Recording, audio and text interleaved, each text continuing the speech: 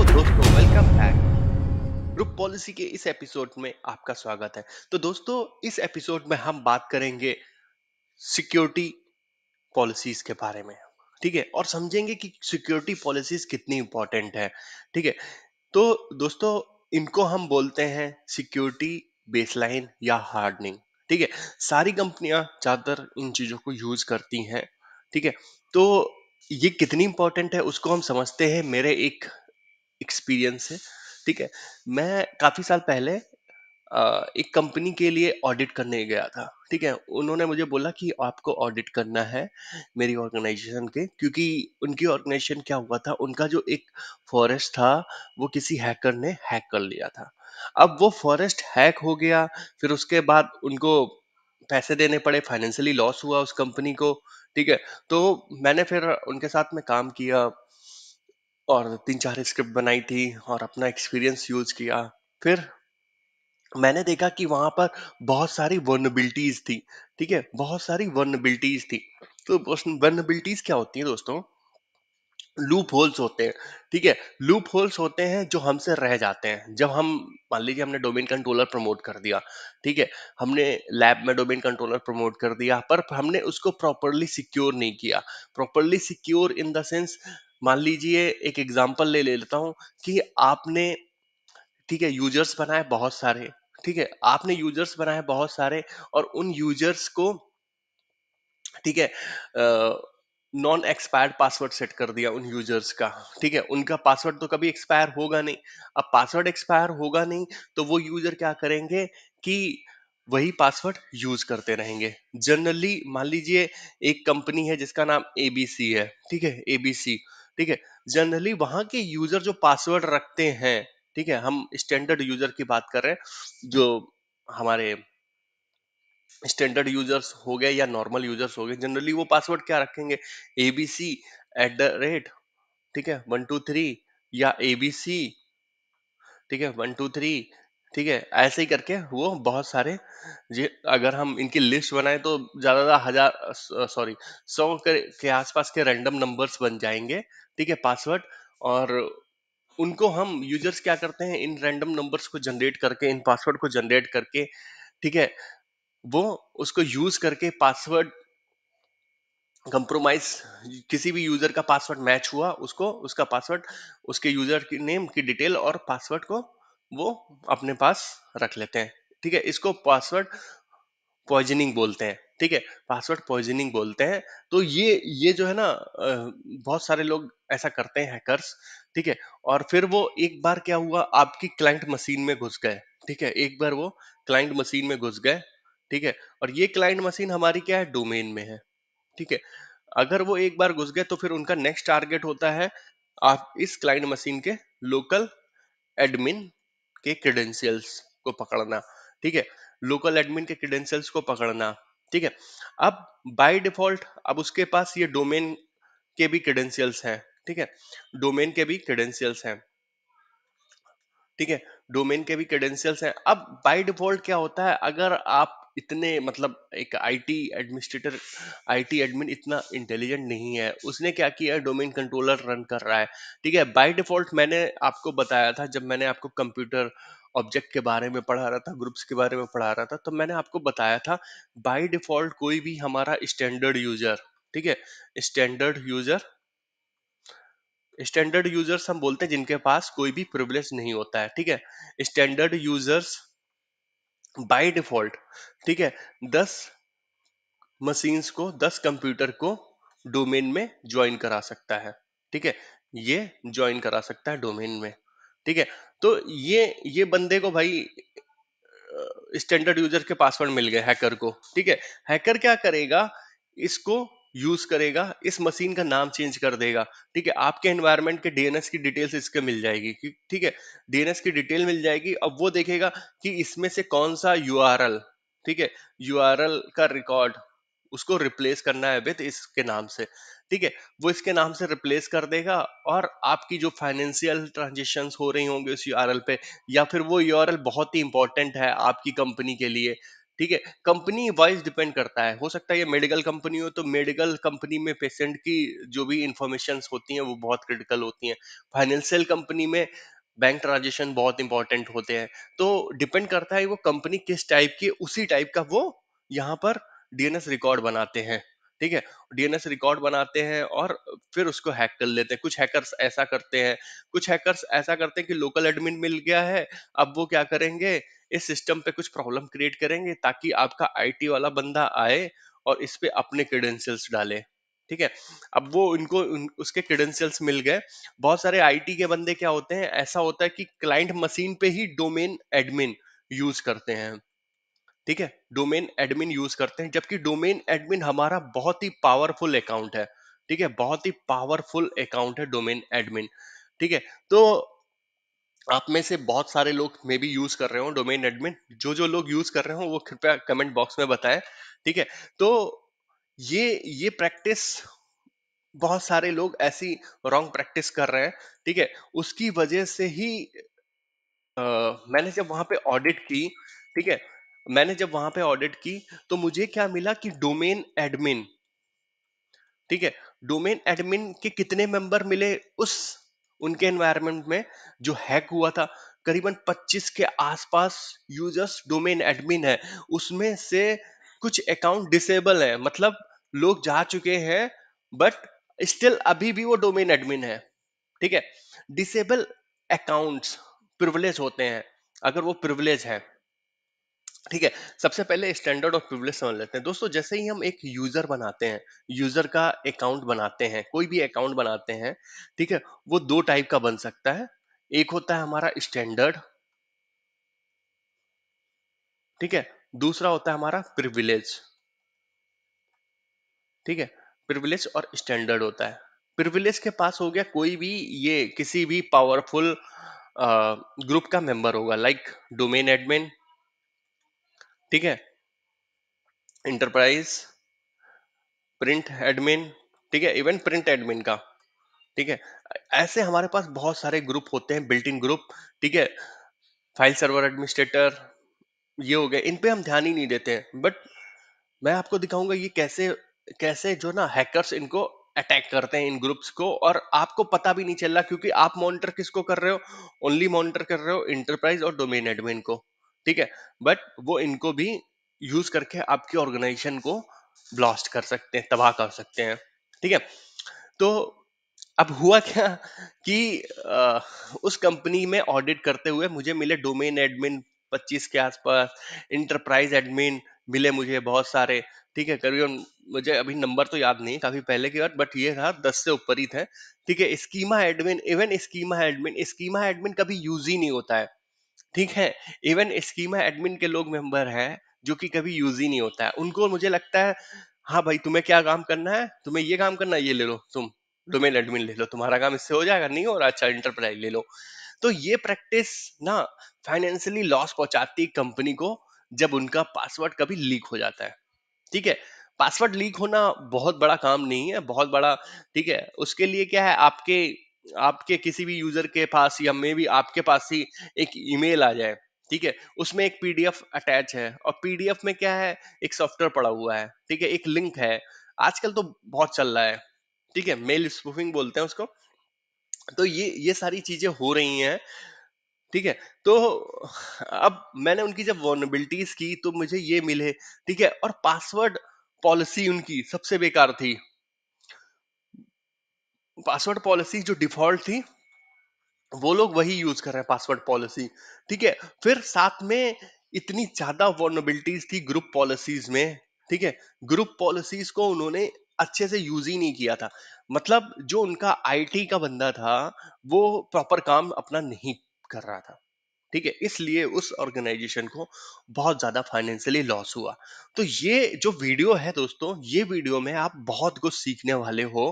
ठीक है, आप देखो, अगर कंपनी कोई आपको हायर कर रही है तो किस लिए कर रही है। ठीक है, ठीक है, तो कंपनी आपको हायर किस लिए कर रही है, कि आप जो ना प्रॉपर काम करो। ठीक है, प्रॉपर चीजें आपको पता होंगी, तभी आप प्रॉपर काम कर सकते हो, करेक्ट। तो ये वीडियो में, इस वीडियो के थ्रू आप अपनी कंपनी के लिए हार्डनिंग पॉलिसी या सिक्योरिटी बेसलाइन पॉलिसी बना सकते हो, ठीक है, और उसको डिप्लॉय कर सकते हो। जो मैं आपको बताने वाला हूँ सिक्योरिटी बेसलाइन, वो माइक्रोसॉफ्ट ने दी है, ठीक है। माइक्रोसॉफ्ट की सिक्योरिटी बेसलाइन जो आप अपनी कंपनी के हिसाब से डिप्लॉय करोगे, ठीक है। एक एक सिक्योरिटी बेसलाइन को आप पढ़ोगे कि ये जरूरी है या नहीं जरूरी है, ठीक है। आपकी कंपनी में कोई ना कोई सिक्योरिटी टीम होगी, सिक्योरिटी टीम के साथ में डिस्कस करोगे कि भैया ये लगानी है या नहीं लगानी है। जनरली वही बताएंगे, आप उनको सिर्फ एक आइडिया दे सकते हो। अगर वो भी नहीं है, मान लो आप छोटी कंपनी में काम कर रहे हो, तो आप अपने आईटी मैनेजर, जो भी आईटी मैनेजर हो, या फिर जो भी आपका कस्टमर हो, कस्टमर मैनेजर हो, उससे आप डिस्कस करो कि भैया ये पॉलिसीज हैं, हमें इसमें से कौन कौन सी लगा सकते हैं हम, क्योंकि बहुत सारे एप्लीकेशंस हो सकते हैं जो उनके साथ में कंफर्टेबल ना हो, ठीक है। तो आप उसको डिजाइन कर सकते हो अकॉर्डिंगली योर ऑर्गेनाइजेशन रिक्वायरमेंट, ठीक है। बहुत सारी डिफॉल्ट है जो आपको लगानी पड़ेंगी, ठीक है। तो ये मैं आपके साथ में डिस्कस करते हैं। तो इसको मैं क्लीन कर देता हूँ। तो सबसे पहले दोस्तों क्या होता है, सबसे पहले आता है दोस्तों हार्डनिंग क्या होता है, ठीक है। हार्डनिंग मतलब होता है दोस्तों हिंदी में सख्त, ठीक है। और सिक्योरिटी बेसलाइन, ठीक है, हमें एक सिक्योरिटी बेसलाइन कुछ लोग बोलते हैं, कुछ लोग इसको हार्डनिंग बोलते हैं। हम क्या करते हैं कि जैसे हमने एक क्लाइंट मशीन बनाई, क्लाइंट मशीन हमारा हो गया विंडोज 10, ठीक है। विंडोज 10 हमने ले लेते हैं यहाँ पर एग्जांपल, विंडोज 10। या फिर एक हमने सर्वर बनाया, सर्वर हो गया हमारा विंडोज 2016, ठीक है। 2016 सर्वर हमने प्रमोट किया, अ, हमने अपनी ऑर्गेनाइजेशन में लगाया, मेंबर सर्वर है ये, फाइल सर्विसेज के लिए मान लो है, ठीक है। मेंबर सर्वर है ये क्लाइंट है। तो ये हम डिफॉल्ट यूज कर रहे हैं, मतलब इसमें हमने अपनी ऑर्गेनाइजेशन के हिसाब से कोई भी हार्डनिंग नहीं की है। हार्डनिंग का मतलब यहाँ पर क्या हो जाता है कि बाय डिफॉल्ट बहुत सारी ऐसे लूप होल्स होते हैं जो अपने आप ओपन रहते हैं, ठीक है।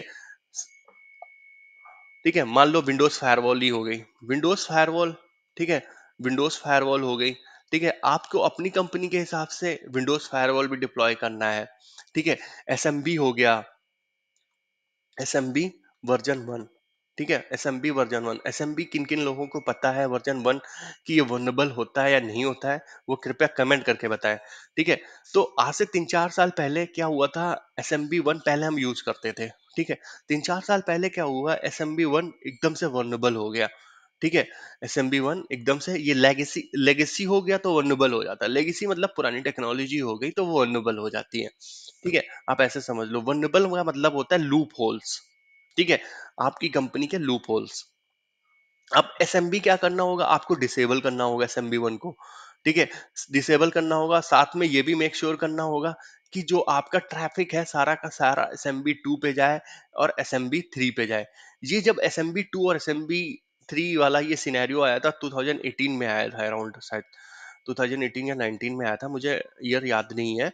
उस टाइम पे क्या हुआ था कि एसएमबी 1 हमारा वनरेबल हो गया था। उससे पहले क्या हो रहा था दोस्तों कि सारा का सारा ट्रैफिक जनरली एसएमबी 1 पे यूज होता था। एसएमबी 1 कौन यूज करता है, प्रिंटर्स यूज करते हैं और फाइल सर्वर्स यूज करते हैं, ठीक है। वो भी लेगेसी वाले, जैसे मान लो 2003 है, 2008 है, प्रिंटर्स आपके पास काफी पुराने पुराने प्रिंटर्स होते हैं, ठीक है। तो वो एसएमबी 1 यूज करते हैं। एसएमबी 1 होता है सर्वर मैसेजिंग ब्लॉक, ठीक है। ये क्या होता है, आपस में कम्युनिकेशन के काम में आता है, एक प्रिंटर से दूसरे सर्वर के बीच में, ठीक है। थ्रू दी आप फाइल शेयर्स जो एक्सेस करते हो वो भी एसएमबी के थ्रू ही एक्सेस करते हो। तो ये जो है ना, इसी के बीच में काम आता है जब। लेकिन आप क्या करना था, आपको इसको डिसे माइक्रोसॉफ्ट ने बोल दिया कि भैया ये वनरेबल है, आपको तुरंत के तुरंत डिसेबल करना पड़ेगा इसको, ठीक है। डिसेबल किसके थ्रू आप करोगे, जीपीयू के थ्रू कर सकते हो, ठीक है। जीपीयू सबसे पावरफुल टूल है फॉर द हार्डनिंग और सिक्योरिटी के लिए, ठीक है। एक ऑर्गेनाइजेशन में जीपीयू सबसे पावरफुल टूल है। अब आपने डिसेबल को कर दिया, बट आपको इम्पैक्ट नहीं पता कि कौन कौन से प्रिंटर बंद हो जाएंगे, क्योंकि ये सारी चीजों को ऑडिट करने में बहुत टाइम लग जाएगा। बट सबसे पहला फोकस क्या होता है, सिक्योरिटी का, सिक्योरिटी, ठीक है। कि आपको अपने ऑर्गेनाइजेशन को सबसे पहले सिक्योर रखना है, ठीक है। बहुत सारी ऑर्गेनाइजेशन उस टाइम पे 2009 में बहुत सारी ऑर्गेनाइजेशन एसएमबी 1 को ब्लॉक नहीं कर पाई, तो उनको लॉस हुआ, फाइनेंशियली लॉस हुआ, ठीक है, बहुत सारे हैकर्स ने ताबड़तोड़ जो ना बहुत सारी कंपनियों को हैक किया। ठीक है, हैक करने के बाद वहीं से बिटकॉइन में उछाल आई, क्योंकि वो हैक करते थे और जो रैंसम मनी होती थी वो बिटकॉइन में मांगते थे। ठीक है, बिटकॉइन में, क्योंकि बिटकॉइन के थ्रू हम ट्रैक नहीं कर सकते कि वो मनी कहाँ जा रही, क्या जा रहा है, तो ट्रैक नहीं होते हैं, हो सकती है। तो बिटकॉइन के थ्रू जो ना उन्होंने अच्छे पैसे कमाए। ठीक है, तो हमने, मुझे याद है कि हमने इसको SMB1 को हमने जो है डिसेबल किया था, हाँ, 3-4 घंटे के अंदर डिसेबल किया था, पूरी टीम लग गई थी इसको डिसेबल करने में, और उसके बाद इश्यूज आए। ठीक है, बट हमने क्या किया, फिर उन इश्यूज को रिजॉल्व किया, जो लेगेसी एप्लीकेशन के उनकी डिपेंडेंसी कम की। ठीक है, प्रिंटर्स थे, प्रिंटर्स की डिपेंडेंसी कम की, हमने उनको रिप्लेस किया विद न्यू प्रिंटर। बट हमारी कंपनी की जो रिक्वायरमेंट थी, हमारे क्लाइंट की रिक्वायरमेंट थी कि इसको हमें इनेबल ही नहीं करना है, आप जो भी कर सकते हो, लेगेसी एप्लीकेशन जितने रिमूव कर सकते हो, प्रिंटर जितने रिमूव कर सकते हो वो करो। तो ये बहुत ही इंपॉर्टेंट है, सिक्योरिटी थ्रू ग्रुप पॉलिसी। ठीक है, तो अब आपको क्लियर हो गया कि हार्डनिंग क्या होती है। हार्डनिंग के थ्रू हम लूप होल्स बंद कर सकते हैं। ठीक है, वर्नेबिलिटीज क्या होती हैं। वर्नेबिलिटीज जो हमारे लूप होल्स होते हैं। ठीक है, जैसे ही हमने विंडोज ऑपरेटिंग डिप्लॉय किया तो उसमें बहुत सारे लूप होल्स होंगे, TLS होगा, ठीक है, SMB1 होगा, क्योंकि ये तो माइक्रोसॉफ्ट बाई बाई पैकेज बना के आपको दे रहा है। ठीक है, आप वो एक एक उसने क्या किया, एक आपको ऑपरेटिंग सिस्टम दे दिया। ठीक है, विंडोज एक ऑपरेटिंग सिस्टम दे दिया। ठीक है, विंडोज एक ऑपरेटिंग सिस्टम दे दिया। अब उस ऑपरेटिंग सिस्टम को आप कैसे यूज करते हो, ठीक है, उसमें आपको क्या चीजें चाहिए, क्या चीजें नहीं चाहिए, वो आपके ऊपर है। करेक्ट। अब बहुत सारे लोग क्या करते हैं, एक एग्जांपल और लेता हूं, बहुत सारे लोग क्या करते हैं, ये एक हमारा डोमेन कंट्रोलर है, इसके ऊपर ADDS का रोल पड़ा हुआ है। ठीक है, प्लस DNS का रोल पड़ा है। इतना तो माइक्रोसॉफ्ट ने बोला, हाँ ये रिकमेंडेड है, एक बॉक्स के ऊपर, इसको हम बॉक्स बोल देते हैं, एक बॉक्स के ऊपर ये होने चाहिए। ठीक है, बट बहुत सारे लोग बहुत सारे, मे बी आप में से भी बहुत सारे लोग ऐसे होंगे जो काम कर रहे होंगे। ठीक है, इसके ऊपर क्या रोल डाल देते हैं, फाइल सर्विसेज, फाइल सर्वर बना देते हैं इसको, DHCP रोल डाल देते हैं इसके ऊपर। ठीक है, प्रिंटर रोल डाल देते हैं, प्रिंटर सर्वर बना देते हैं इसको। ठीक है, ये सारी चीजें इसके ऊपर डाल देते हैं। ठीक है, इसमें जो सबसे क्रिटिकल है वो है फाइल सर्वर और प्रिंटर। ठीक है, फाइल सर्वर दोस्तों, फाइल सर्वर आपकी कंपनी में हर कोई यूज करता है फाइल सर्वर को, मतलब उसको इस सर्वर पे, डोमेन कंट्रोलर पे एक्सेस मिल गई। भले अभी तक हैक नहीं हुआ है या कोई प्रॉब्लम नहीं हुई है, बट वो सिक्योरिटी स्टैंडर्ड के हिसाब से अच्छा नहीं है। ठीक है, क्योंकि क्या होता है, हैकर्स का जनरली टारगेट होता है बड़ी ऑर्गेनाइजेशंस, जहां से उनको पैसा मिलना होगा। वो जनरली छोटी ऑर्गेनाइजेशन को टारगेट नहीं करते हैं। बट अब क्या हो रहा है दोस्तों, अभी क्या हो रहा है, अभी के टाइम पे, कि बहुत इंटरनेट जो ना ग्लोबली हो गया है, लोग बहुत सारे हो गए हैं इंटरनेट पे। ठीक है, तो बड़े, पहले हैकर्स कम होते थे, अब हैकर्स ज्यादा हो गए हैं।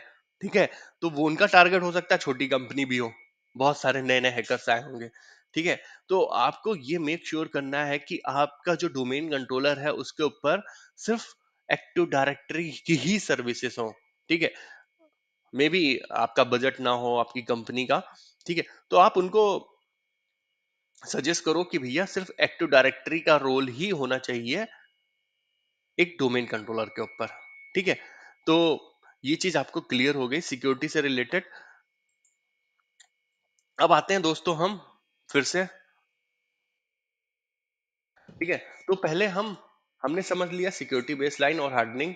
ठीक है, वर्नेबिलिटीज को समझ लिया, और पहला क्वेश्चन हमारा क्या है, वाई इज सिक्योरिटी बेसलाइन और हार्डनिंग रिक्वायर्ड।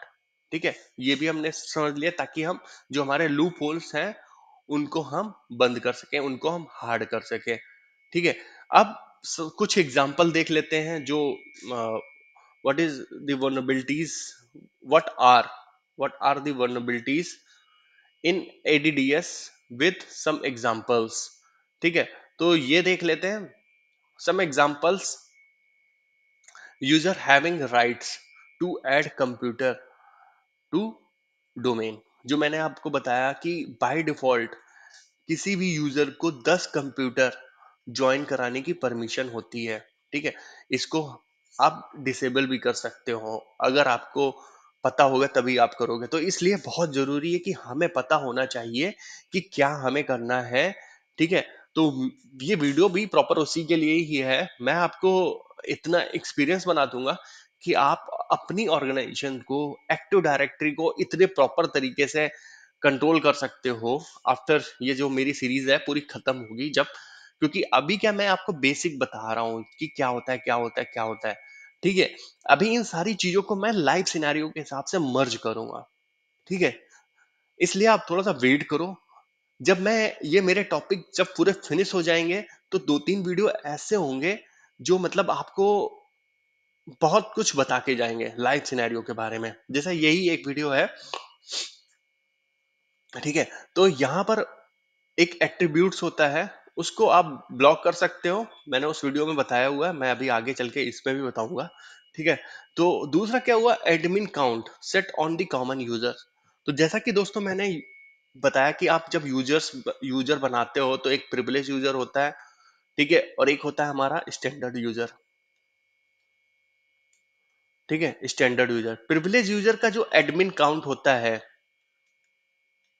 वो 1 होता है और इसका एडमिन काउंट 0 होता है।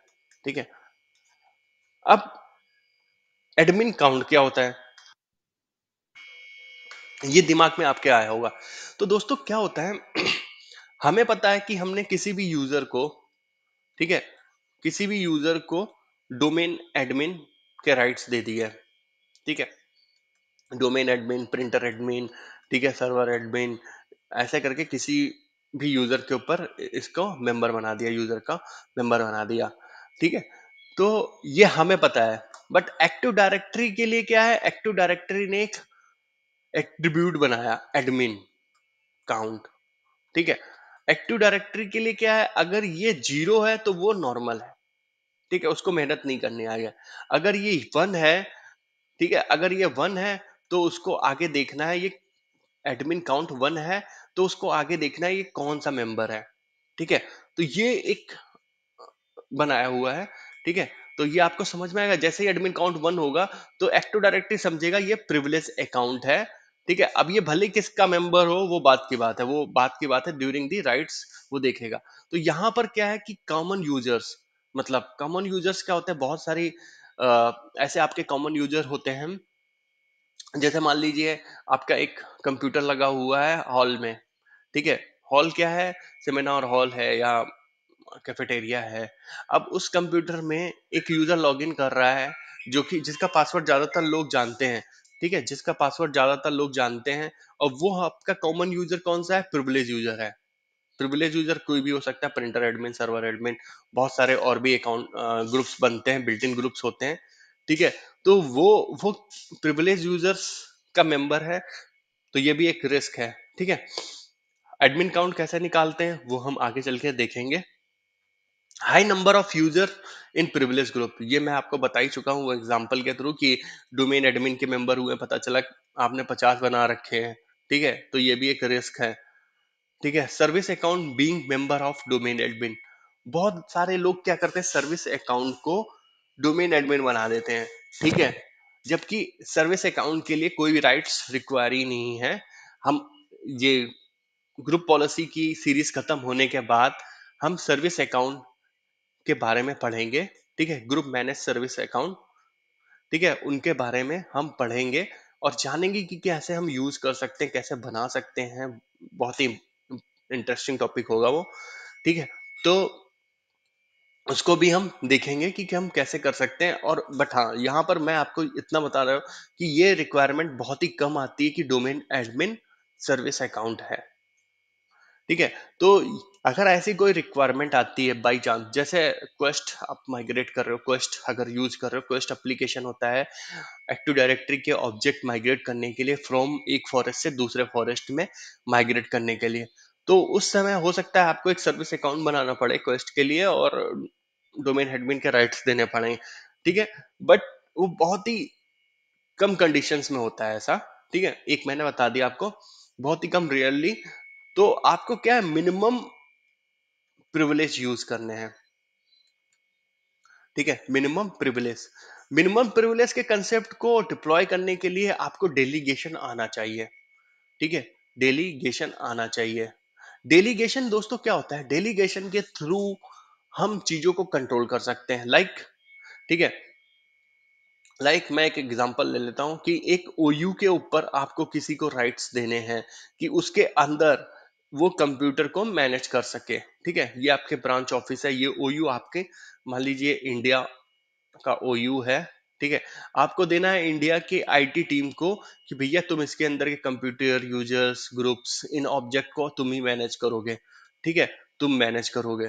तो ये आप जो डिफॉल्ट बिल्ट इन ग्रुप्स के थ्रू नहीं दे सकते हो, इसके लिए आपको डेलीगेशन देना पड़ेगा उस पर्टिकुलर ओयू के ऊपर। ठीक है, और उसके थ्रू ये सारी चीजें मैनेज होंगी। तो ये मैं आपको बताऊंगा कि कैसे हो सकता है। आपने ओयू ओयू दे दिया, ठीक है, डीएनएस का डेलीगेशन दे दिया, ग्रुप पॉलिसी का डेलीगेशन दे दिया, तो इससे आपने क्या किया, चीजों को सेपरेट कर दिया। आपको डोमेन एडमिन किसी को देने की जरूरत ही नहीं। डोमेन एडमिन जब तब देना है जब वो चेंज रेज हो, आप उसको रिव्यू करो। उसके बाद रिव्यू करने के बाद आप उस पर सोचो कि इस पे डोमेन एडमिन के बिना ये काम हो सकता है या नहीं हो सकता। अगर नहीं हो सकता है तो फिर आप डोमेन एडमिन दो। ठीक है, तो ये है। और भी मैं आपको बताऊंगा बिल्ट इन एडमिनिस्ट्रेटर को कैसे हम यूज कर सकते हैं। ठीक है, वो भी मैं आपको बताऊंगा। ठीक है, मैं इसको क्लीन कर देता हूँ। अब ये चीज आपको समझ में आ गई। ठीक है, user with non expiring password. ठीक है, यूजर्स आपने बनाए हैं, उनके ऊपर भैया एक बार पासवर्ड सेट हो गया, पूरी जिंदगी वो यूज कर रहे हैं। ठीक है, ये मैं एग्जांपल आपको बता ही चुका हूँ कि वो इजिली गेसेबल है पासवर्ड, इजिली कोई गेस कर सकता है और उनको पासवर्ड कंप्रोमाइज हो सकते हैं। ठीक है, यूजर पासवर्ड नॉट रिक्वायर्ड। बहुत सारे मतलब ये बहुत सारी ऑर्गेनाइजेशन कुछ ऐसे यूजर्स बना देती है जिनके पासवर्ड रिक्वायर ही नहीं है। ठीक है, तो वो भी एक हमारे लिए सिक्योरिटी थ्रेड है। ठीक है, वीक डोमेन पासवर्ड पॉलिसी। ठीक है, बाय डिफॉल्ट क्या होता है, हमारी जो पासवर्ड पॉलिसी होती है, मे बी आपको पता ना हो, मैं अभी आपको दिखाता हूँ चल के। जैसे ही हम एक डोमेन कंट्रोलर प्रमोट करते हैं, मैं इनिशियल लेवल से बता देता हूँ। जैसे ही हम एक डोमेन कंट्रोलर प्रमोट करते हैं, मान लीजिए ये पहला डोमेन कंट्रोलर है किसी एक ऑर्गेनाइजेशन का, एबीसी का। ठीक है, ये हमारा पहला डोमेन कंट्रोलर है एबीसी ऑर्गेनाइजेशन का। ठीक है, तो वैसे ही ग्रुप पॉलिसी इसके ऊपर इंस्टॉल हो जाती है। ठीक है, एक जीपीओ बन जाती है उसमें, डिफॉल्ट डोमेन पॉलिसी। ठीक है, डिफॉल्ट डोमेन पॉलिसी एक, और एक और जीपीओ बनती है डिफॉल्ट डोमेन पॉलिसी, ये डोमेन की पॉलिसीज के लिए है। ठीक है, डिफॉल्ट, दूसरी का नाम है डिफॉल्ट डोमेन कंट्रोलर पॉलिसी। ठीक है,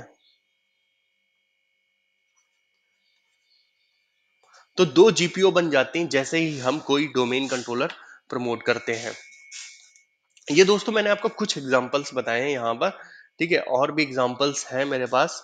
ठीक है, अभी मैंने आपको सम एग्जांपल्स बताए हैं, हम इन पे आगे चल के दिखाऊंगा मैं आपको कितनी वनरेबिलिटीज होती हैं। ठीक है, तो ये सबसे पहले हम ये देख लेते हैं कि डिफॉल्ट डोमेन पॉलिसी और उसको। ठीक है, ये हमारा डोमेन कंट्रोलर है, हम इस पे चलते हैं। तो ग्रुप पॉलिसी ओपन करते हैं। ग्रुप पॉलिसी ओपन करने के बाद हम देखते हैं डिफॉल्ट डोमेन पॉलिसी। ठीक है, ये हमारी डिफॉल्ट डोमेन पॉलिसी है, और डिफॉल्ट डोमेन कंट्रोलर पॉलिसी, ये दो ये पॉलिसीज होती हैं जो कि ऑटोमेटिकली बन के आती हैं। ठीक है, तो पहली पॉलिसी को समझ लेते हैं, डिफॉल्ट डोमेन पॉलिसी किस लिए आती है। क्योंकि दोस्तों क्या होता है, जैसे ही आप एक डोमेन कंट्रोलर बनाते हो पहला, तो वो बाय डिफॉल्ट डोमेन भी बनता है। ठीक है, आप एक डोमेन में डोमेन कंट्रोलर बनाते हो, तो ये हमारी पहला डोमेन कंट्रोलर और डोमेन है। तो डोमेन डिफॉल्ट डोमेन पॉलिसी हमारी किसके लिए होती है, डोमेन के लिए।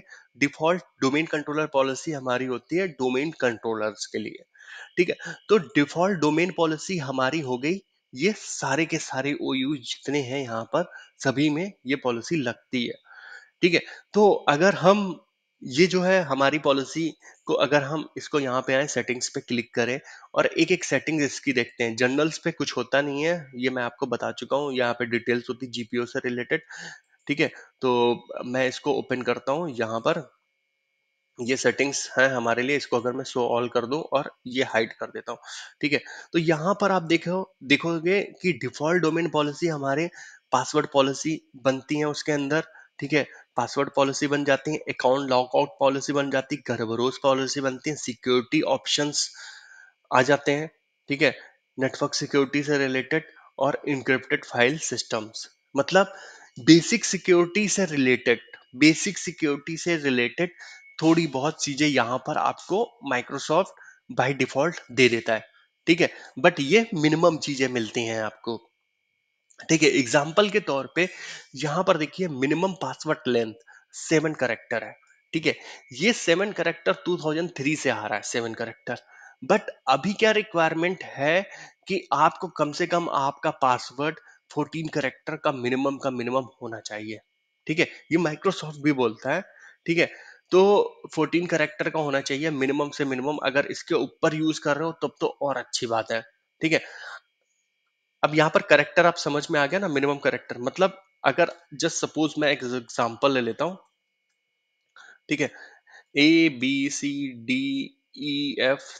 ये हमारा 7 कैरेक्टर हो गए, ठीक है।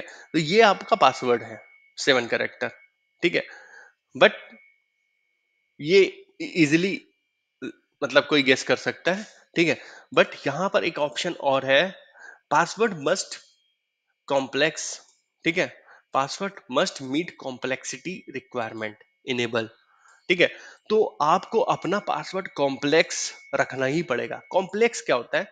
कॉम्प्लेक्स दोस्तों क्या होता है कि ये जो आपका पासवर्ड है अल्फाबेट है, ठीक है। अगर मैं इस अल्फाबेट में से @न्यूमेरिक 1, ठीक है, ये कर दूं और 7 डिजिट का ही है, तो ये हमारा क्या हो गया? कॉम्प्लेक्स हो गया, ठीक है। ये हमारा कॉम्प्लेक्स हो गया पासवर्ड, कि मतलब जो आप पासवर्ड यूज कर रहे थे एक अल्फाबेट की सीरीज में, आपने उसमें न्यूमेरिक डाल दिया, स्पेशल कैरेक्टर डाल दिया, तो वो हमारा कॉम्प्लेक्स हो गया, ठीक है। ये चीज आपको समझ में आ गई, ठीक है। तो ये पासवर्ड से रिलेटेड जो आपकी वैल्यूज हैं, ये कुछ बाय डिफॉल्ट कॉन्फ़िगर होके आ जाती हैं, ताकि आपको लिमिटेड सिक्योरिटी पोस्चर मिल सके, ठीक है। बेसिक सिक्योरिटी पोस्टर मिल सके, ठीक है। अगर हमें इन चीजों को हार्डनिंग लगानी है तो हम हार्डनिंग लाएंगे कहाँ से? अब आपके दिमाग में ये भी क्वेश्चन होगा कि इतनी देर से ये बकबक किए जा रहे हैं, बट ये नहीं बता रहे कि हार्डनिंग लाएंगे कहाँ से, ठीक है। हार्डनिंग जीपीओस लाएंगे कहाँ से, ठीक है। तो दोस्तों माइक्रोसॉफ्ट ने आपको क्या एक लिंक दिया हुआ है, ठीक है। अगर आप यहाँ पे आओगे, ये लिंक है यहाँ पर आप देखोगे, Microsoft security compliance tool kit दी हुई है। ये लिंक मैं आपको डिस्क्रिप्शन बार में डाल दूंगा, ठीक है। This set of tool allow enterprise security administrator to download, analyse, test, edit and store Microsoft recommended security configuration baseline for the Windows and other product while comparing them against other security configuration, ठीक है। यहाँ पर आप क्या क्या चीजें download कर सकते हो, अगर आप इस पे क्लिक करते हो तो ये डिटेल्स में देखोगे, ठीक है। यहाँ पर आपको विंडोज 11 की सिक्योरिटी बेसलाइन मिल जाएगी, ठीक है। Office 365 की मिल जाएगी, हम विंडोज 10 की मिल जाएगी। विंडोज 10 के साथ में आपको विंडोज 10 के वर्जन के साथ में मेंशन है यहाँ पर, ठीक है। और ये विंडोज सर्वर 2012 की सिक्योरिटी बेसलाइन मिल जाएगी, ठीक है। विंडोज सर्वर 2022 की बेसलाइन सिक्योरिटी मिल जाएगी, और साथ में आपको पॉलिसी एनालाइजर एक टूल मिल जाएगा, जो कि आपकी करंट पॉलिसी जो हमारी ये है, ठीक है। हो सकता है इनमें कुछ चेंजेस मैंने किए हों, कुछ नई बनाई हो, तो उनको और इनको, ठीक है, इनको, ये वाली को मैंने डाउनलोड किया है, इनको आप कंपेयर कर सकते हो। ये जो डाउनलोड किया है ये है वो फाइल, ठीक है। अगर मैं इस इंफॉर्मेशन पे आ जाता हूँ पहली टैब पे, तो यहाँ पे देख सकते हो आप, ठीक है, ये लिखा हुआ this workbook displace the group policy setting for Windows 2012 R2, ठीक है। सिक्योरिटी टेम्पलेट्स पे जाओगे आप, तो यहाँ पर देख रहे हो आगे आप मिनिमम एक एक एग्जांपल ले लेते हैं। मैं इसको कलर कर देता हूँ या थोड़ा बड़ा कर देता हूँ, तो आपको दिखने लगेगा, ठीक है। अगर आप इसको, मैं कलर कर देता हूँ, ऐसे कलर करना चाहिए नहीं। ठीक है, अभी मैं इसको क्या करोगे, ये देख रहे हो आप, क्या मिनिमम पासवर्ड लेंथ 14 करेक्टर, यहाँ पे माइक्रोसॉफ्ट ने बोला है मिनिमम पासवर्ड लेंथ 14 करेक्टर। ठीक है, तो और बाय डिफॉल्ट कितने की लग के आई है, 7 करेक्टर। ठीक है, तो ये आप इसको मतलब अभी जो माइक्रोसॉफ्ट की करंट रिकमेंडेशन है उसके हिसाब से फुलफिल नहीं हो रही है। ठीक है, और ये जो हमारी जो इन्होंने दिया है ये अपडेट होती रहती है। ठीक है, अपडेट होती रहती है, आप इसको डाउनलोड कर सकते हो और अपने हिसाब से अकॉर्डिंगली इसको अपडेट कर सकते हो। ठीक है, जो अब इसमें क्या है ये देख रहे हो आप, यहाँ पे लिखा हुआ न्यू सेटिंग टू विंडोज 2012, जो नई आई है वो इस कलर से है। ठीक है, सेटिंग नेम और लोकेशन चेंज, अगर उनकी सेटिंग का नाम और लोकेशन चेंज हो जाती है, मतलब कंप्यूटर कॉन्फ़िगरेशन के अंदर किसी लोकेशन पे एडमिनिस्ट्रेटिव टेम्पलेट में पड़ी थी, उसकी लोकेशन चेंज हो जाती है, क्लाइंट सेटिंग ओनली और सर्वर सेटिंग ओनली, तो यहाँ पे कलर तरीके से उन्होंने बता रखा है। ठीक है, तभी मैं यहाँ पे कलर यूज नहीं कर रहा था। तो यहाँ पर आप देख सकते हो ये सारी चीजें हैं।